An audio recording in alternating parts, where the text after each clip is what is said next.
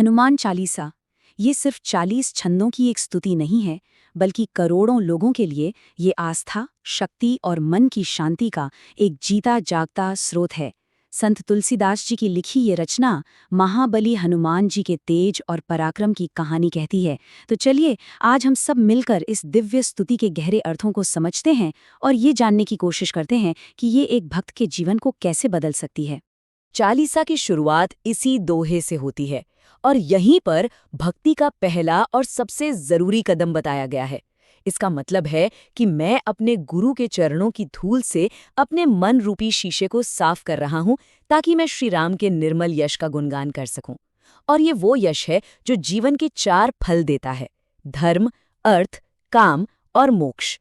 मतलब भगवान को समझने से पहले अपने मन को साफ करना कितना जरूरी है, ये बात यहीं से शुरू होती है। कभी सोचा है कि हनुमान जी असल में है कौन? इस सवाल का ना बस एक ही जवाब है, वो श्री राम के सेवक हैं। उनका पूरा वजूद, उनकी हर सांस भगवान राम के लिए अटूट प्रेम और सेवा में ही डूबी हुई है। वो सिर्फ एक भक्त नहीं, बल्कि एक आदर्श भक्त कैसे होते हैं, इसकी सबसे बड़ी मिसाल है। हनुमान जी की एक बहुत ही खास बात है, वो अपना रूप बदल सकते हैं। चालीसा में इसका बड़ा सुंदर जिक्र है। एक तरफ जब वो माँ सीता से मिलने लंका गए तो उन्होंने एकदम छोटा सा सूक्ष्म रूप ले लिया ताकि वो उन्हें आराम से श्रीराम का संदेश दे सकें। और दूसरी तरफ जब पूरी लंका को भस्म करना था तो उन्होंने वही विकट रूप यानी कि एक बहुत ही भयानक रूप धारण कर लिया। ये हमें दिखाता है कि वो भक्तों के लिए कितने कोमल हैं और दुष्टों के लिए काल। चालीसा में ना हनुमान जी के कई प्यारे नाम और गुण बताए गए हैं, जैसे रामदूत यानी राम के संदेशवाहक, अतुलित बलधामा मतलब जिनकी शक्ति की कोई तुलना ही नहीं हो सकती। पर जानते हैं उनकी सबसे बड़ी पहचान क्या है? वो रामकाज करीबे को आतुर हैं, मतलब वो हमेशा प्रभु राम का काम करने के लिए उत्सुक रहते हैं। और प्रभु चरित्र सुनीबे को रसिया, उन्हें राम कथा सुनने में जो आनंद आता है वो किसी और चीज में नहीं। और यही बात सब कुछ साफ कर देती है कि उनकी सारी की सारी शक्ति उनकी भक्ति से ही तो आती है। चलिए अब बात करते हैं हनुमान जी के उस स्वरूप की जिसे हम सब जानते हैं और पूजते हैं, संकट मोचन। नाम से ही पता चलता है, हर संकट को हर लेने वाले। वो हर उस भक्त के रक्षक हैं जो सच्चे दिल से उनकी शरण में आ जाता है। जरा एक पल के लिए सोचिए, जिंदगी में ऐसे कौन से काम हैं जो हमें एकदम नामुमकिन लगते हैं? कोई बहुत बड़ी चुनौती, कोई गहरा डर या कोई ऐसी रुकावट जिसे पार करना इम्पॉसिबल सा लगता हो। खैर, चालीसा हमें यही विश्वास दिलाती है कि हनुमान जी की कृपा हो तो कुछ भी नामुमकिन नहीं रहता। और ये कोई सुनी सुनाई बात नहीं है, इसके तो सबूत है चालीसा में। जब राक्षसों को मारना था तो उन्होंने विशाल भीम रूप ले लिया। जब लक्ष्मण जी बेहोश हुए तो वही संजीवनी बूटी लेकर आए और उनके प्राण बचा लिए। श्री राम की अंगूठी मुंह में दबाकर एक ही छलांग में पूरा का पूरा समुद्र पार कर लिया। और बचपन का तो किस्सा ही अलग है। सूरज को मीठा फल समझकर निगलने के लिए हजारों मील की छलांग लगा दी।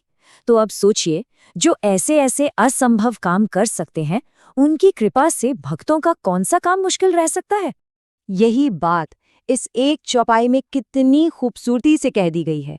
इसका सीधा सा मतलब है कि दुनिया का कितना भी मुश्किल काम क्यों ना हो, आपकी कृपा से वो आसान हो जाता है।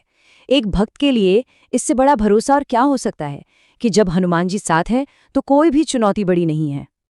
अच्छा, तो हनुमान चालीसा का पाठ सिर्फ बाहरी मुसीबतों से नहीं बचाता, ये तो अंदर से मतलब मन को शांति और आध्यात्मिक ताकत भी देता है। तो चलिए अब जरा ये समझते हैं कि इसका पाठ करने वाले को और कौन-कौन से दिव्य आशीर्वाद मिलते हैं। हाँ, लेकिन एक बात है, हनुमान जी की कृपा पाने का एक ही रास्ता है, सच्ची भक्ति।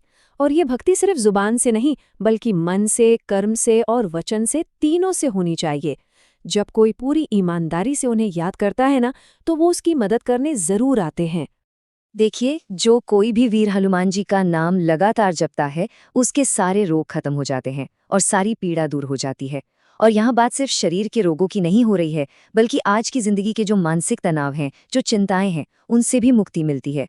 और वही तो सबसे बड़ी शांति है ना। और सुनिए, बात यहीं खत्म नहीं होती। इसके अलावा भी बहुत कुछ मिलता है, जैसे कि बुरी शक्तियाँ, भूत प्रेत, ये सब पास भी नहीं भटकते। जब रक्षक खुद हनुमान जी हों तो मन से हर तरह का डर भाग जाता है। भक्त को जीवन के सारे सुख मिलते हैं और चालीसा ये वादा करती है कि उनके भजन से भक्त सीधे भगवान राम को पा लेता है और जन्मों जन्मों के दुखों से आज़ाद हो जाता है और आखिर में उसे प्रभु के दिव्य धाम में जगह मिलती है। तो कुल मिलाकर हनुमान चालीसा सिर्फ एक स्तोत्र या कोई भजन नहीं है, ये तो एक भक्त के दिल से निकली हुई सीधी प्रार्थना है, भगवान से जुड़ने का एक सीधा रास्ता। चालीसा में एक बहुत ही अद्भुत वादा किया गया है सिद्धि मिलने का। अब ये सिद्धि क्या है? सिद्धि का मतलब होता है कोई आध्यात्मिक या अलौकिक शक्ति, पर अगर आज के हिसाब से देखें तो ये सिद्धि अपने काम में कंसंट्रेशन, डिसिप्लिन और सफलता पाने की शक्ति भी है। और तुलसीदास जी तो ये तक कहते हैं कि इस बात के गवाह खुद भगवान शिव हैं कि जो भी इस चालीसा को 100 बार पढ़ेगा उसे सिद्धि जरूर मिलेगी। और अब इस आखिरी दोहे के साथ इस चर्चा को पूरा करते हैं। ये एक भक्त की सबसे गहरी, सबसे सच्ची प्रार्थना है। हे पवन पुत्र, संकट हरने वाले, मंगल की मूरत, आप श्री राम, लक्ष्मण और सीता जी के साथ मेरे दिल में बस जाइए। यहाँ भक्त कोई सुरक्षा या सिद्धि नहीं मांग रहा, बल्कि ये तो भगवान को हमेशा हमेशा के लिए अपने दिल में बसाने की गुजारिश है। तो अगली बार जब चालीसा पढ़ें तो उसे बस इसी भावना के साथ महसूस करने की कोशिश कीजिएगा